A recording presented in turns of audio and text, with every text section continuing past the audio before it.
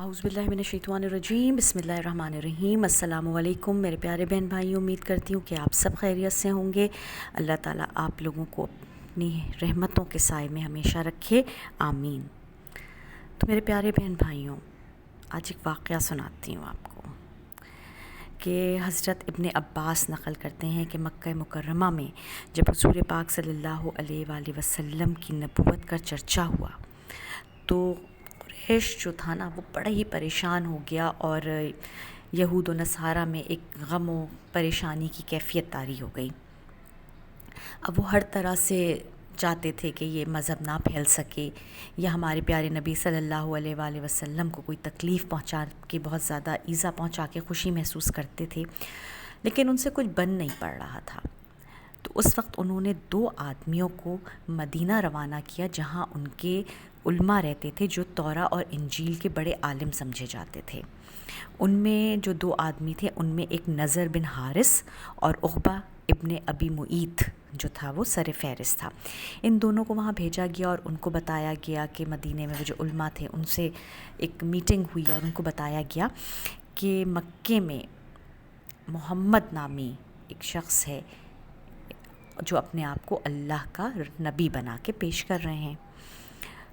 تو ان علماء یہود نے ان کو کہا کہ تم ان سے 3 سوال کرنا، صرف 3 سوال کرنا، اگر وہ سچے ہوں گے تو ان تینوں کا جواب دے دیں گے تو بے شک ہماری کتابوں میں بھی اشارے آئے ہیں کہ بنی اسماعیل میں سے نبی آئیں گے۔ اگر انہوں نے تینوں باتوں کے صحیح جواب دے دیے ہمارے سوالوں کے تو بے شک وہ نبی ہوں گے، اور اگر وہ ان سوالوں کے جواب نہیں دے سکے تو پھر سمجھ لینا کہ وہ اللہ کے نبی نہیں ہیں، نعوذ باللہ۔ یہ نوجوان یہ تمام حالات دریافت کر کے واپس مکہ آ گئے اور حضور پاک صلی اللہ علیہ وآلہ وسلم کی خدمت میں حاضر ہوئے، اور یہ تینوں سوال جو تھے وہ آپ صلی اللہ علیہ وآلہ وسلم کی خدمت میں پیش کیے۔ اور وہ سوال کیا تھے؟ پہلا سوال یہ تھا کہ بہت عرصہ پہلے ایک غار والوں کا ایک عجیب واقعہ گزرا ہے، چند نوجوان تھے جنہوں نے غار میں پناہ لی، وہ کیا قصہ تھا، اس قصے کو بیان کر دیجئے۔ دوسرا کیا تھا سوال کہ وہ بتا دیجئے کہ پوری دنیا کا چکر، یعنی کہ مشرق سے مغرب اور مغرب سے مشرق، جہاں سے سورج نکلتا ہے اور غروب ہونے تک، اور جب غروب ہو کے دوبارہ طلوع ہوتا ہے، یعنی پوری دنیا کا سفر کرنے والا کون ہے۔ اور تیسرا سوال تھا کہ روح کیا ہے، یعنی روح کی حقیقت کیا ہے۔ ہمارے پیارے نبی صلی اللہ علیہ وآلہ وسلم نے یہ تینوں سوالات سنے اور فرمایا کہ اس کا جواب میں آپ کو کل دوں گا، کیونکہ ہمارے نبی صلی اللہ علیہ وآلہ وسلم اپنے پاس سے کوئی بات نہیں کرتے تھے۔ آپ نے جو کچھ ہم تک پہنچایا وہ اللہ کا کلام تھا، یعنی جو اللہ نے ان تک پہنچایا وہ ہم تک پہنچ گیا۔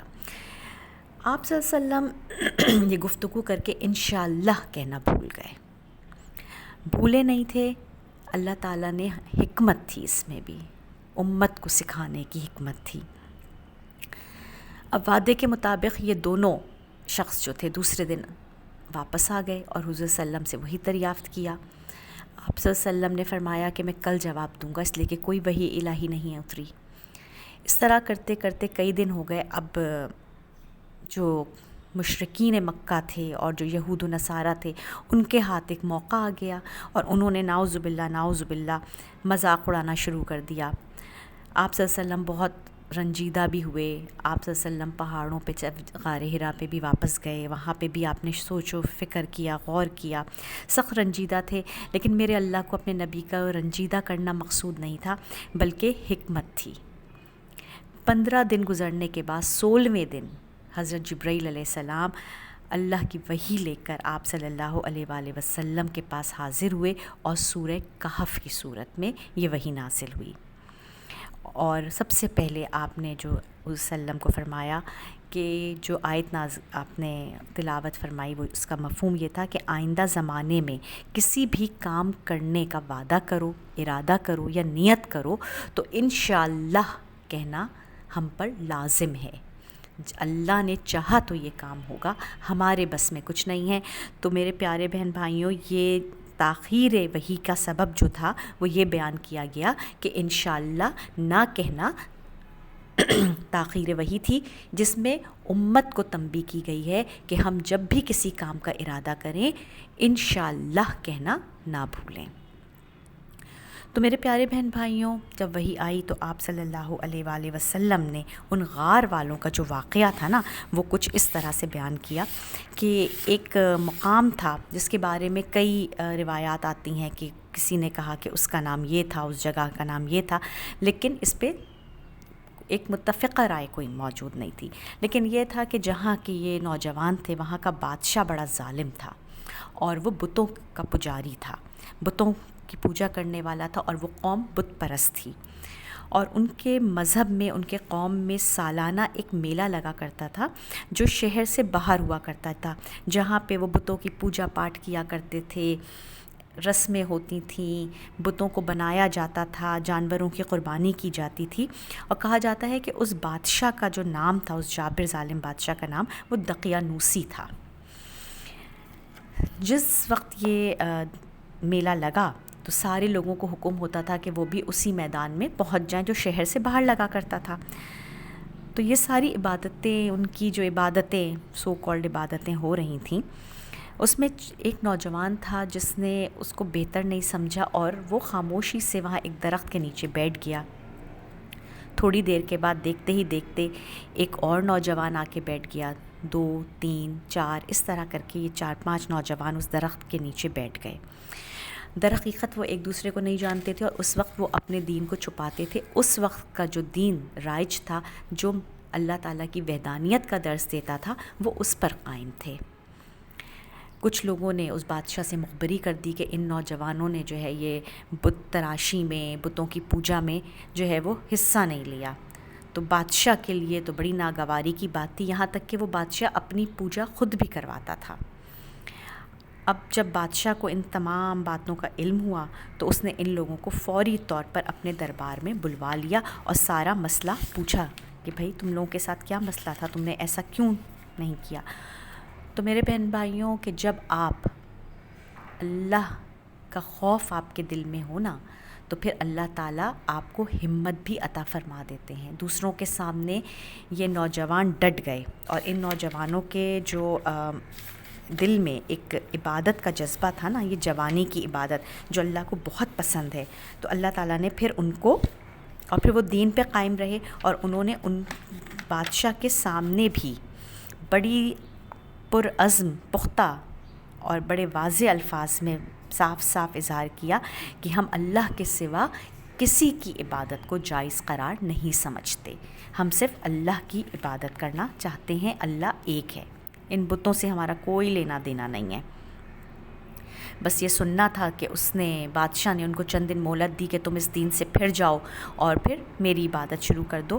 تو اس وقت ان نوجوانوں نے اپنے لیے کچھ چیزوں کا ذخیرہ اپنے ساتھ رکھا، ان کے ساتھ ان کا ایک کتا تھا، اس کو لے کر وہ وہاں سے نکل گئے، یعنی یہ کہہ سکتے ہیں کہ اس جگہ سے انہوں نے ہجرت کر لی، اور ہجرت ایسی کری کہ وہ ایک غار کے پاس پہنچ گئے، جس کے بارے میں بھی کئی روایات آتی ہیں کہ وہ ایک وادی تھی جس کا نام رقیم تھا۔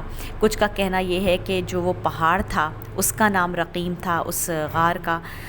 تو اس طریقے سے وہ لوگ جب وہاں پہنچ گئے تو اللہ تعالیٰ نے ان کی مدد کس طرح فرمائی؟ اس طرح فرمائی کہ اللہ تعالیٰ نے ان کو نیند میں سلا دیا اور وہ نیند کی وادی میں چلے گئے۔ اب میرے پیارے بہن بھائیوں، اللہ ہر چیز پہ قادر ہے، اور جب آپ اللہ کی راہ میں بے خوف ہو کر نکلتے ہیں اپنے دل کو مضبوط کر کے، تو اللہ ان کی ضرور مدد کرتا ہے، جس طرح ان غار والوں کی مدد کری۔ ان کو ایسی نیند سلایا، ایسی نیند سلایا کہ یہ عجیب کرشمہ ہے، ایک عجیب کرامت ہے میرے رب کی کہ ان کو بغیر غذا کے زندہ رکھا، ان پر ایسی نیند مسلط کر دی۔ اس کے بعد یہ کہ ان پہ چاروں موسموں کا اثر بھی آتا تھا، دھوپ نکلتی تھی، بہترین وینٹیلیشن کا انتظام اس میں کر دیا گیا، لیکن ایسا کہ ان کے چہروں پر یا ان کے جسموں پر دھوپ نہیں پڑتی کہ ان کی نیند پہ خلل پڑے۔ اس کے بعد اللہ تعالیٰ نے ان کی آنکھیں کھول کے ان کو سلا دیا تاکہ دیکھنے والے کو ایسا محسوس ہو کہ وہ جاگ رہے ہیں۔ اس کے بعد اللہ تعالیٰ ان کو کروٹیں دلاتا تھا، سیدھی کروٹ، اور الٹی کروٹ، دائیں اور بائیں، تاکہ ان کی جو جسم کو مٹی نہ کھائے، جس کو ہم کہہ سکتے ہیں کہ ایک ہی طرف رہ رہ کے بیڈ سول کا پرابلم نہ ہو جائے۔ اللہ تعالیٰ نے اس کا بھی انتظام کر دیا۔ ان کی آنکھیں کھلی تھیں تو دیکھنے والے اگر کوئی گزرتے تو ان کو ایک دہشت محسوس ہوتی تھی کہ جیسے کہ یہ جاگ رہے ہیں تو کوئی ان پر حملہ نہ کر سکے اور کوئی چوری چکاری کا خوف نہ رہے۔ اس کے علاوہ ان کا ایک کتا ان کے ساتھ تھا جو اس غار پہ کے باہر بیٹھا ہوا تھا، جیسے کہ غار کا پہرا دے رہا ہے، اس کی بھی بڑی دہشت تھی۔ اور بعض لوگوں نے اس پہ یہ کہا کہ یہ جو کتا ہے یہ پالنا جائز نہیں، تو حدیث میں آتا ہے کہ جب آپ کسی حفاظت کے لیے یا کسی کی رکھوالی کے لیے چاہیں تو کتے کا پالنا جائز ہے۔ یا بعض علماء نے یہ بھی کہا کہ شاید اس وقت کا جو دین تھا اس میں کتے کے پالنے کا حکم ہو۔ تو میرے پیارے بہن بھائیوں، یہ شمسی تاریخ سے اگر دیکھیں تو 300 سال اور قمری کیلنڈر کے حساب سے دیکھیں تو 309 سال تک یہ غار والے سوتے رہے، اور ان کو اصحاب کہف یعنی غار والوں کے نام سے یاد کیا جاتا ہے۔ تو میرے پیارے بہن بھائیوں، اس 309 سال کے بعد جب وہ دوبارہ نیند سے بیدار ہوئے تو ان کے ساتھ کیا ہوا یہ آپ دوسری ویڈیو میں دیکھیے گا، سنیے گا ضرور، اور میرے چند سوال ہیں اس کو کمنٹس میں ضرور ڈالیے گا۔ پہلا سوال یہ ہے کہ کہف کے کیا معنی ہیں؟ دوسرا کہ آپ صلی اللہ علیہ وآلہ وسلم سے جو 3 سوال کیے گئے وہ کون سے تھے، اور وحی الہی میں تاخیر کا سبب کیا بنا؟ اور آخر میں شرط وہی ہے کہ نماز کی پابندی کیجیے گا، استغفار کی کثرت کیجیے گا، مجھے اپنی دعاؤں میں یاد رکھیے گا۔ یہ آپ کو قصہ پسند آئے تو اس کو لائک، شیئر اور سبسکرائب کرنا نہ بھولیے گا، اور دوسری ویڈیو کا انتظار کیجیے گا۔ السلام علیکم۔